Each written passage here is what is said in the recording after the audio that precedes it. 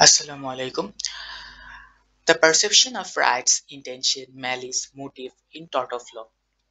তো আজকের আমরা এই বিষয়গুলো নিয়ে আমাদের ক্লাসটা শুরু করব presented by authors class number 2.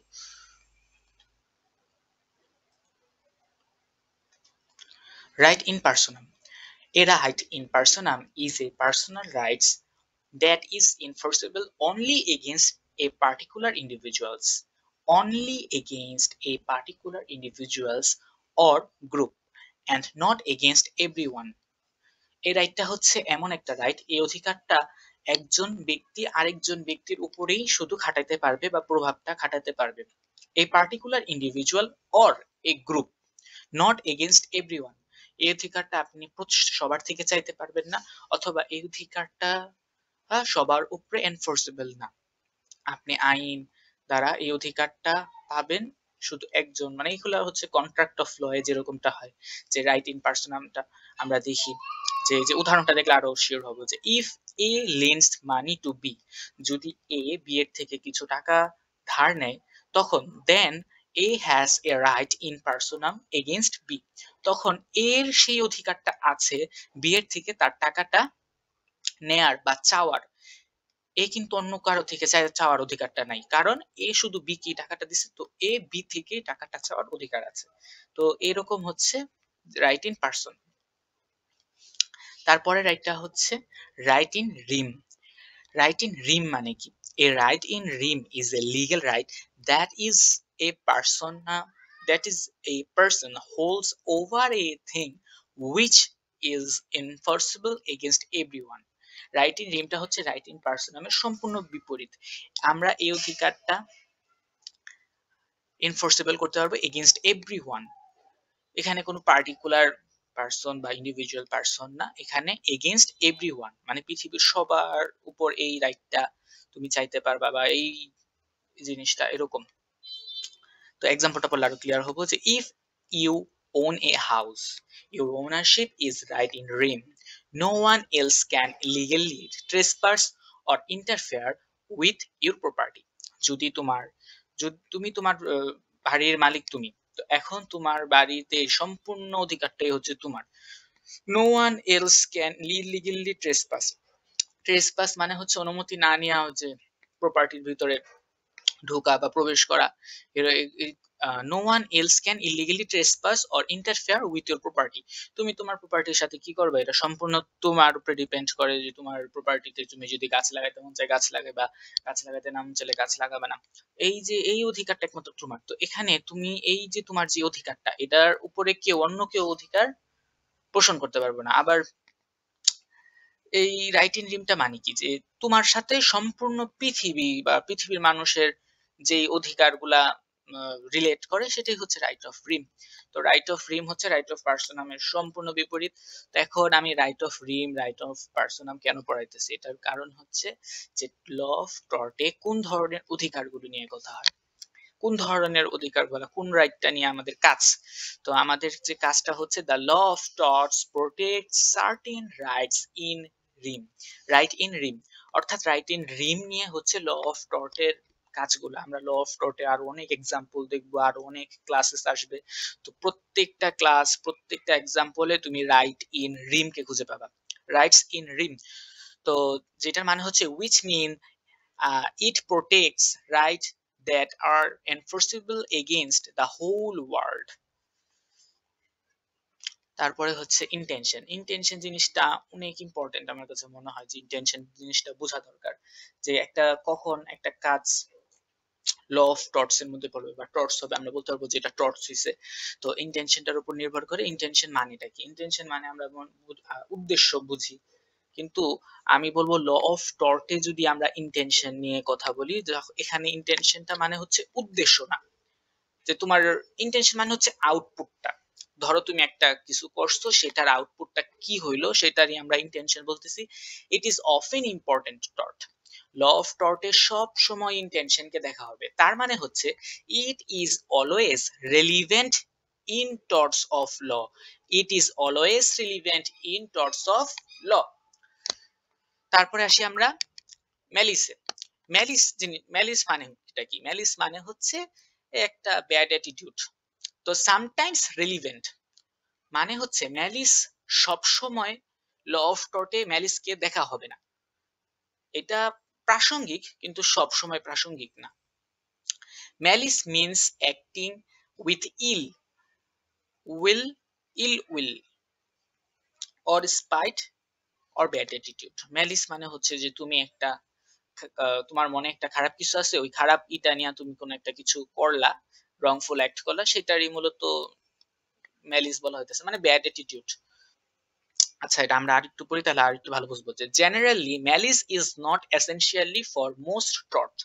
ম্যালিসের malice হচ্ছে সামটাইমস রেলিভেন্ট হয়, মানে ল অফ টর্টস হয়েছে কি হয় নাই, এখানে ম্যালিসটা খুবই কম সময়ে দেখা হয়, সব সময় দেখা হয় না। ইট ইজ রেলিভেন্ট কখন এটা relevant? Malicious prosecution, defamation, defamation to defeat the defense qualified privileged malice sometime relevant in the case of Corin versus লিথেম। হ্যাঁ, এই কোরিন ভার্সেস লিথেমের যে কাহিনীটা, এটার কেসটা কাহিনীটা হচ্ছে যে একজন শ্রমিকের বেতন অনেক কম থাকে। তো আরেকটা কারখানার মালিক, সে শ্রমিকটা একটা কারখানায় কাজ করতেছিল, তো আরেকজন কারখানার যে মালিক সে ওই শ্রমিককে ব্যাড অ্যাটিটিউড, ওই মানে খারাপ ভাবে ই করে তাকে প্ররোচনা দেয়া। তার উদ্দেশ্যটা ভালো ছিল যে তাকে আমার কোম্পানিতে নিয়ে আরো ভালো বেতন দিব। তো ওই শ্রমিককে সে আর কি, আমরা বলি না যে ই করছে, তারে বুঝাইছে যে তুমি কোম্পানিতে থাইকো না, তুমি আমার কোম্পানিতে আইসা পড়ো, আমি তোমার আরো বেটার স্যালারি দিব, আরো বেটার সুযোগ সুবিধা। তো এই যে শ্রমিকরে একটা ওই কোম্পানির উপর একটা খারাপ ইমপ্রেশন ক্রিয়েট করে নিজের কোম্পানিতে নিয়ে আসা হয়েছে। তো এই যে সে যে কাজটা করলো, যদিও তার উদ্দেশ্য ভালো ছিল, কিন্তু এই কাজটা কিন্তু একটা খারাপ কাজ করছে। একটা শ্রমিক একটা কারখানায় কাজ করতেছে, সেইখানে তারে তুমি উল্টাপাল্টা বুঝায় নিজের কোম্পানিতে নিয়ে আসা পড়ছো। তো এইটাই হচ্ছে একটা ব্যাড ব্যাড অ্যাটিটিউড, এটা করা তার ঠিক হয় নাই। তো এই কেসটা তোমরা যদি ম্যালিস সব বুঝো, যে অনেকে বলে যে ম্যালিস প্রাসঙ্গিক না, ল অফ টর্টে ম্যালিস প্রাসঙ্গিক, কিছু কিছু ক্ষেত্রে প্রাসঙ্গিক। যেমন এই যে এই কেসটার কাহিনী আমি বললাম, হয়তো বুঝো নাই, গুগলে সার্চ করবা যে কুরিন ভার্সেস লিথ্যাম 1901, তা এই কেসটায় ম্যালিস রেলিভেন্ট করে, বা ম্যালিস ম্যালিস জিনিসটা দেখা হয়েছে এই কেসে। তারপরে আসি, ম্যালিস পড়লাম, ইন্টেনশন পড়লাম, এখন motive. Not generally relevant, motive মানে উদ্দেশ্য। ল অফ টর্টে তোমার উদ্দেশ্য ভালো আছিল না খারাপ আছিল, এইটা দেখা মানে দেখার বিষয়ই না। তুমি একটা খারাপ কাজ করছো, ল অফ টর্চ হয়েছে। তুমি তুমি ক্ষতি হয়েছে, তুমি একটা খারাপ কাজ করছো, তোমার ক্ষতি হয়েছে, তুমি আরেকজনের ক্ষতি হয়েছে, বাস লফুল্লি সেটা আছে। যে আমরা প্রথম ক্লাসে পড়ছিলাম না যে রংফুল অ্যাক্ট, ড্যামেজ আর লিগ্যাল রিমিডিস, তো এই তিনটা হইলেই সেটা আমরা ল অফ টর্ট বলে ফেলি। সেখানে আমরা খালি কি দেখতেছি? ইন্টেনশন দেখতেছি, ম্যালিস মাঝে মাঝে দেখতেছি, আর এই যে মোটিভ, এই মোটিভ কোনো ইম্পর্টেন্ট জিনিস না। এই মোটিভ সেজন্য আমি সবার শেষে রাখছি স্লাইডের।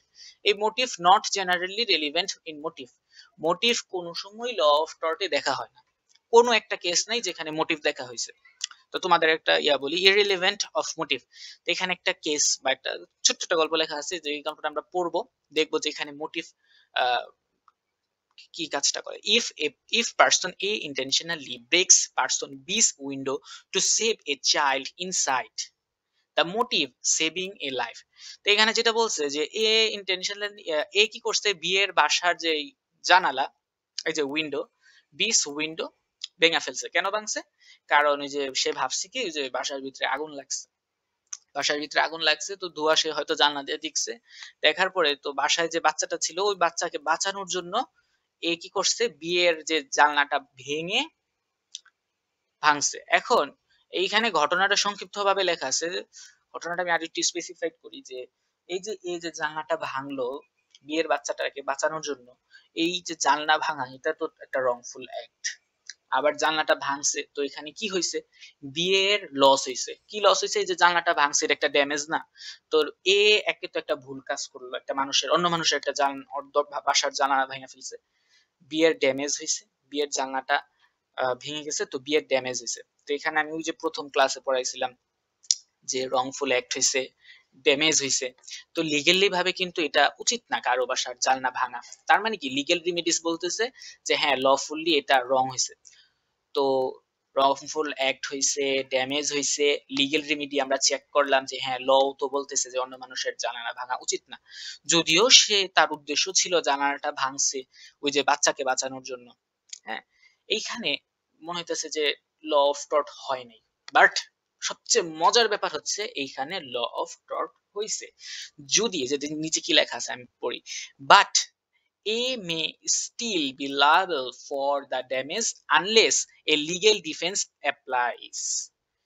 মানে কি, যদি বি এর বিরুদ্ধে মামলা করে যে এ আমার জানলা ভাঙছে, একটা রংফুল অ্যাক্ট করছে, জানলাটা ভাঙার পরে জানলা ড্যামেজ হইছে, লিগেলি ভাবে তার এটা উচিত হয় নাই, এটা আমার নিজের হাউস, এই হাউসের ভিতরে সে ঢুইকা এই জানলাটা ভাঙলো, তো সে ক্ষতিপূরণ দিতে বাধ্য, যদিও তার উদ্দেশ্য ছিল জানলাটা ভেঙে জানলার ভিতরে ওই যে বাচ্চাটা আছে সেই বাচ্চাটাকে বাঁচানো।